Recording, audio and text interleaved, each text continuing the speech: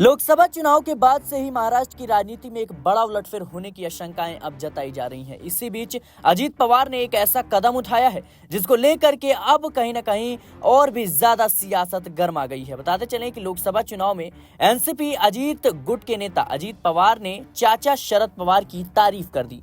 Party के स्थापना दिवस के मौके पर उन्होंने कहा कि मैं पिछले 24 वर्षों से पार्टी का नेतृत्व करने के लिए शरद पवार को धन्यवाद देना चाहता हूं।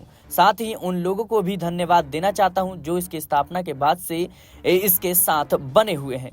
बता दें कि शरद पवार ने साल 1999 में जो है पार्टी की स्थापना की थी। मुंबई में एक पार्टी समारोह को संबोधित करते हुए अजीत पवार ने कहा कि मोदी सरकार 3.0 में कैबिनेट पद से किसी भी पद पर समझौता नहीं करेंगे। उन्होंने कहा कि हमने भाजपा को स्पष्ट कर दिया है कि हम कैबिनेट पोर्टफोलियो से कम कोई पद स्वीकार नहीं करेंगे। उन्होंने कहा है हमसे कि उन्हें अपने कई घटकों को कैबिनेट पद देने की जरूरत है।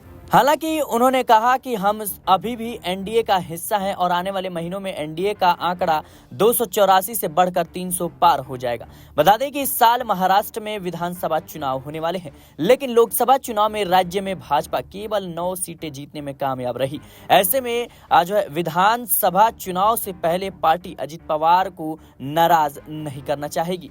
बता दें कि लोकसभा चुनाव में एनसीपी अजीत गुट सिर्फ 1 सीट जीतने में कामयाब रही। अजीत पवार की पत्नी सुनेत्रा पवार को बारामती लोकसभा सीट से उनकी भाभी सुप्रिया सुले के हाथों हार का सामना करना पड़ा था। आपको बता दें कि अजीत पवार को लेकर के इस वक्त महाराष्ट्र की राजनीति में चर्चाएं काफी तेज हैं। एक तरफ एकनाथ शिंदे गुट भी भारतीय जनता पार्टी से नाराज बताया जा रहा है, क्योंकि 7 सीटें जीतने के बावजूद सिर्फ एक ही मंत्री पद उन्हें दिया गया और ऐसे में अब लगातार इस मांग को लेकर के आक्रोश बना हुआ है। उधर अजीत पवार गुट भी लगातार राज्य मंत्री पद लौटाने के बाद कैबिनेट में जगह पाने की जद्दोजहद में है और ऐसे में भारतीय जनता पार्टी के पास कई चुनौतियां हैं। एक, महाराष्ट्र में अजीत पवार एकनाथ शिंदे जैसे सहयोगियों को बना के रखना, दूसरा कि कैबिनेट में जगह देना। अब देखना दिलचस्प होगा कि भारतीय जनता पार्टी इस मझधार से कैसे निकल पाती है। फिलहाल के लिए इस रिपोर्ट में इतना ही। देश और दुनिया की तमाम खबरों के लिए बने रहे नेक्स्ट 9 पॉलिटिकल बाइट के साथ।